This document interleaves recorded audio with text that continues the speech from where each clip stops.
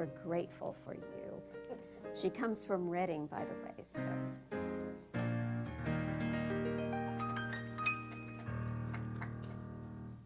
Well, these are a nice addition, if they indeed do that. I will, I promise. Here we go. It's so lovely to see you. It's so lovely to be here. Yes. And I love that hymn, poem, song. Yeah, it's beautiful. There's a little squeaking. Is that me? I don't know. Can you hear that out there? Okay, now it seems to have stopped. Wonderful. You know, I'm so grateful to, this is like my second or third Advent visit. And I usually get slotted to Peace, since that's the name of our organization, and that's what I work with and for and in and around most of my life. So I'm very grateful to be invited for this particular Sunday, because I don't really need to write anything down. I just need to collect myself. And in that song and in the prayer that Jeanette shared really are all the answers. You know, the peace is our nature. I was thinking, what is the most simple way to describe peace that, in my understanding? And I thought about Michelangelo, and someone asked him, how on earth did you create that beautiful sculpture? And some of you probably know the answer, what he said. I just took away everything that wasn't that. Really. And so, what if that is really our assignment in peace? Because the last stanza of that poem, that song, was really about that. It was about, it's our nature. It's about being in that state of being. I call it in Ukraine, where I work, I call it our compass. I call it that natural place of us, that we don't have to go and become something else or do. I mean, there are things we need to grow into and things to express peace, but we don't need to be educated in a certain way. We don't need to live in a certain size house. We don't have to have a certain amount of money. We don't need to be a certain age. We don't need to have been greatly successful or not successful at all. Those things don't matter. And you can see it in the work that we're doing in Ukraine. It is a very terrible time, as that song also spoke to. The tragedy, the inhumanity of war. I've been in Ukraine since 9/11, so it's 23 years and a few months. That's the day I arrived. And on that day, I knew that my life was to be even more about peace than I knew it was that made me go there. Just because of landing on that day, and the next day, everybody in Ukraine thought it was going to be World War III. And I had radio and television and newspaper interviews, and they were all saying, what are we going to do? Is America going to start World War III, and are we going to war? And I said, listen, because I was saying to myself, listen, what's the answer to this question? You know, what would Spirit say right here in this moment if somebody asked you? I said, peace is our nature. Peace is our nature. We do not need to make enemies. That's a choice. We're not born making enemies. We learn to do that to protect our whatever we're protecting. We learn that because we don't feel good enough about ourselves that we have to make other people feel bad so we feel better. And you can read any scripture you want, and all of those stories are in there. In fact, I'm going to read one now. One of the things is, you know, I'm not raised in the unity tradition, but I was raised in a really strict Christian tradition, which I'll talk about in a minute. But where I am now, well, we'll get there. I researched this week and I went to your beautiful website. It's really lovely. It's really lovely. And I went to Unity Online and I went to other Unity, and I studied Fillmore too when I was in school to become a spiritual leader. So here's a story I came across. I can't remember where from. Most renditions of the Christmas story begin with the angel Gabriel telling Mary that she is to bear a son. But in the Gospel of Luke, Jesus' birth story parallels John the Baptist's months before visiting Mary. Gabriel appeared to Zechariah to announce that Zechariah's wife Elizabeth would bear a son to be named John. But because he was so old, now do we ever stop and think, well, I'm so old, I can't do that anymore, or that doesn't work for me? That's a thought that Michelangelo would carve out of his sculpture. Because it's true, we're going to age, but our opinion about it really matters. So Zechariah, because he was so old, questions whether he possibly could have fathered this child, like Mary's initial response to her improbable pregnancy. But while Mary's question is answered with a child, Zechariah's is chastised for doubting. Ever doubted any good news that you've been given, or any great possibility that's been landed on your doorstep? Zechariah is chastised for doubting. Then he was struck mute for the duration of his wife's pregnancy. Just one of those miracles. Feels like something else, but in fact, it isn't. It's really the preparation for the experience. It's the advent for a change in his life. He had to have it to get his attention focused on that so that he could realize that, oh my gosh, I'm in a shift in my life. Something big is happening. I have to rise to that. I have to be worthy of that. Sometimes we get things before the event, the main thing. We get things that can feel like hell. But honestly, when I look back at all of those things in my life, and I've had my share, let me tell you, I'm not going to tell you. Don't even imagine, because they're all in the past.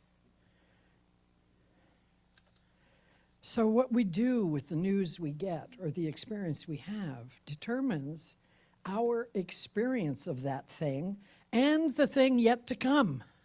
Advent is like the burnishing fire. Advent is like where the pot is made. You know, all the little crumbs on your potter's pot are burned away.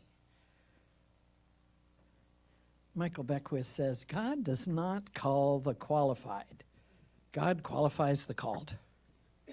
So if you're called to be a Christian or a lover of life or a peaceful person, you can expect that you will get some qualifying experiences. Don't be afraid of them. Don't. Let yourself feel them.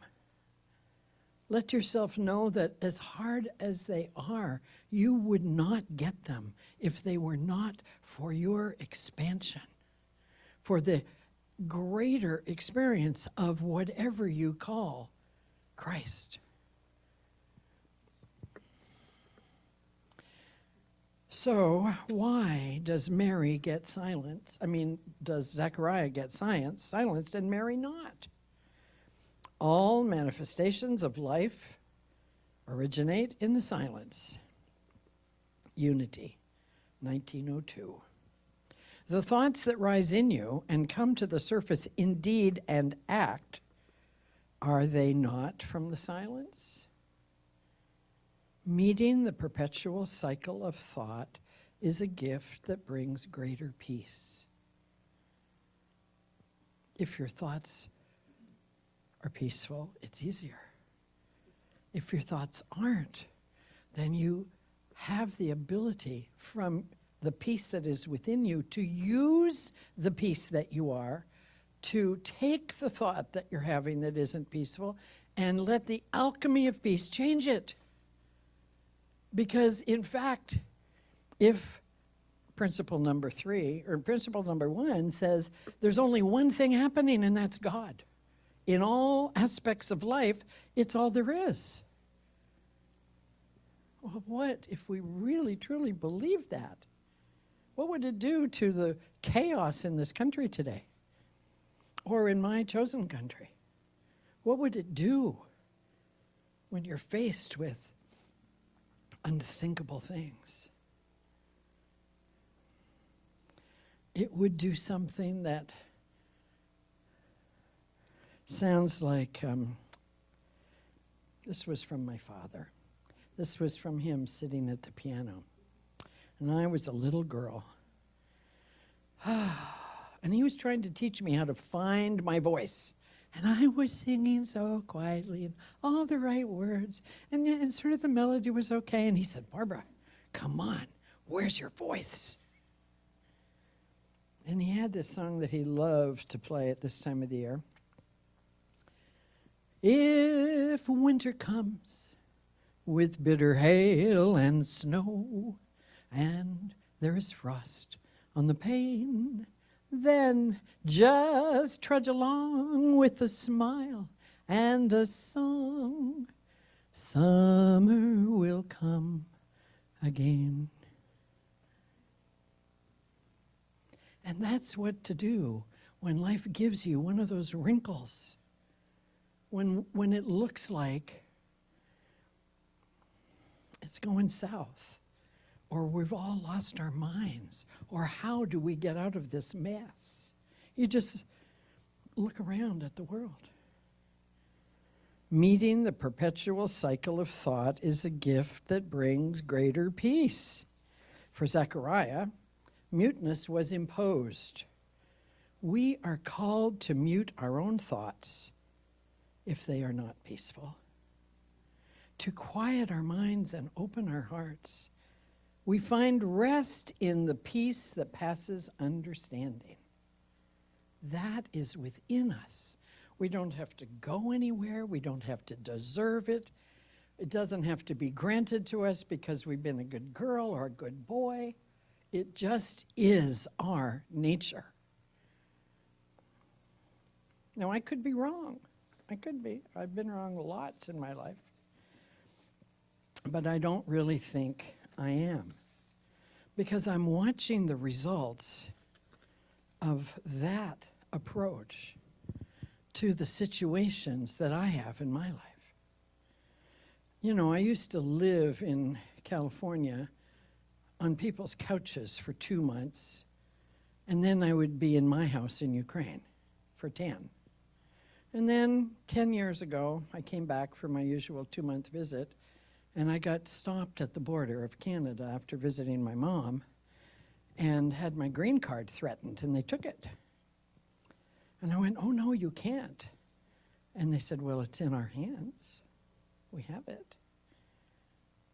And so there I was in the middle of this thing that could totally change my life. And I thought of Karen Drucker. And I've thought of her differently. She's a friend, and so I'm grateful to know her. I have gotten out of more scrapes singing my little Karen Drucker song. Because, you know, music, as many of us know, music speaks much louder than many things. It gets to our heart, our emotion. God is the love that I am. God is the love that I am. God is the love that I am. God's the love I am. And that's what I thought in my heart while the border crossing guard had my green card and took me in the little room to explain why I wasn't going to have it anymore. And 2 hours later, I walked out with it. Not because I resisted. not because I blamed him, not because I got angry, but because I remembered the truth. And I asked myself to have the chutzpah, the courage to stand in that moment and not take any enemies, not make any enemies. Now, I'm just an ordinary farm girl. I was not, born for any kind of greatness, unless you believe that we all have greatness in us. I think it was Mother Teresa who said, "You may not be born to do great life-changing things, but you can do everything in a great way. You can do anything in a great way." And so the concept for today, I want to ask you, what if Advent is not a 4-week program alone? It's a wonderful thing that we've got it, because it reminds us of what is. But what if our whole life is the Advent for the consciousness of Christ? What if all that we are, every single day, every relationship, every up, every down, everything, were the Advent, was preparation? What is Advent? It is preparation to remember and celebrate and own the birth of Christ. And now we know that it isn't simply a physical reality, it is a level of consciousness. It is the spirit of the infinite born in us. And we all have it, or we wouldn't be alive. We're born from it, and we're born for it. And Advent is that time when we remember. So we call it many things, this thing that we are born for. I'm sorry I lost my mic again. Wave at me if I do that, Sue. I'm so sorry. So the question is, and I really want you to ask yourself, and answer is, what if it is possible that this whole life is an Advent moment in the timelessness of life itself, where there is no beginning, no end? We have no idea what happens when we leave this physical form and go to the next. I myself have faced that in the past year. I don't know if any of you have. I've faced it twice in my life, but in this past year it was a big one. It was the biggest one so far, and up until now, and I don't need any more, because I tell it, thank you very much. I got the lesson. I learned how much I love my life. Now you can just leave the way you came. Just off you go. And you wouldn't know to do that if you didn't sit in these chairs, right? Because we are told to know that there is only one thing happening, and that's the infinite, by whatever name you call it. And we all have it in us. And so I looked at my life for 4 hours today during my drive. When I woke up with this thought that Advent is this whole thing, the whole enchilada is Advent. What a thought! That was exciting. It was a new thought. It made me dig and made me explore, and it made me look at myself. And if there's anything that is antipathy to new discoveries, it's laissez-faire. It's, being the way you've always been. When some new thought comes along and says, hey, we are not our body. We are more than that. And if your head goes, yeah, but if you saw my body, I do that. I don't say anything to you that I don't do myself. We're all human. But we have a choice. And so if we were Michelangelo, if we had that consciousness that in the rock that is our life, there is an amazing sculpture called you. And each of it would be different. And if you heard him say, I only remove that which is not it, what would you remove from your rock? What would you chip away? what would you go, I want to find that smile. I want to find that eyes that can see. I want to hear that way. Isn't that so? Isn't that the invitation that we have? To remove anything that isn't the consciousness of Christ that we're so happy to celebrate in Advent? What if it's here all the time? And it's the thing that's knocking on our door that says, don't settle for that, you're more than that. You can be as feisty as you want to be. You can be as still as you want to be. So, in Ukraine, how that looks, we work in the school system, and we've had over 17,000 students now in the past 4 years go through our program. And we teach how to understand what peace is and how to use it to have it. That's what we teach. We don't even teach, actually. We lay it out here, and we work it out with them, and we say, what if it's possible that you have a compass in you that is peace, that is knowing all that there is to know, the perfect harmony and love and joy? What if you knew that? Or what if I could give you this compass to play with so you could find it in yourself? Would you do that? And they all say, sure. Because they know that they have to change, otherwise their life, well, you know, they have to change. And that was before the war. And now it takes everything we've got to keep from hating. Takes everything we've got to keep from blaming. I don't hate and I don't blame, but I have to meet people who do because of the situation that they're in. And they don't want to. And we have to, through this teaching, be able to bring them hope.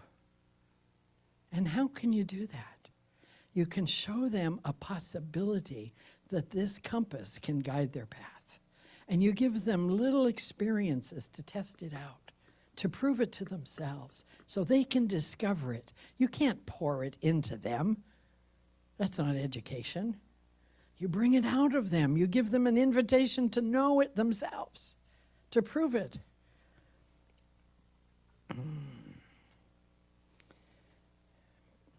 We use nature. We use the garden. We use the hero. We use all those elements to teach that if you can take a breath when you want to react with hatred, fear, or anger, or worry, or doubt, or anything that happens in our life, if we learn to take just one breath,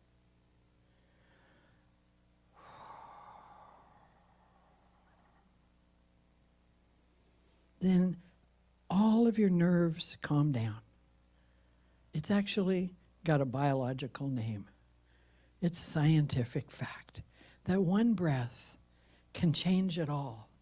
And then we invite them to observe.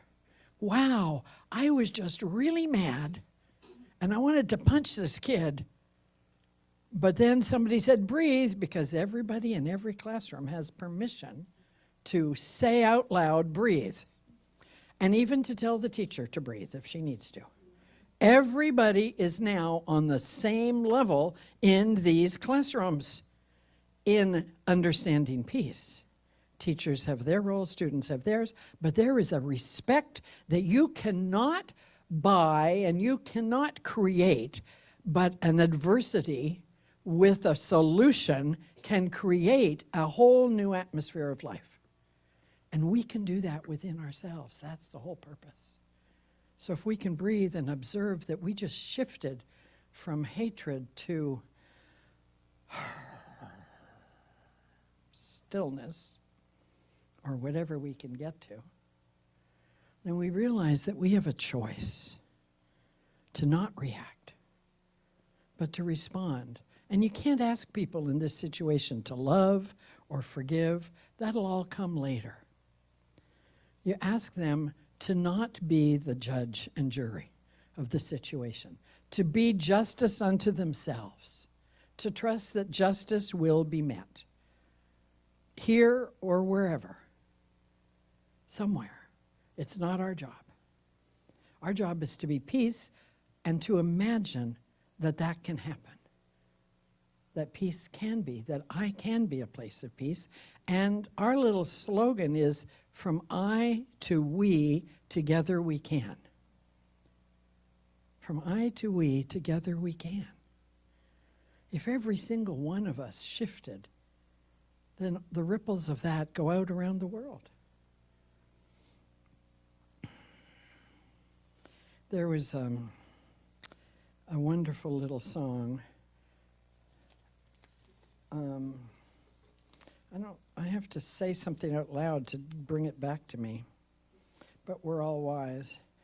It's in every one of us to be wise.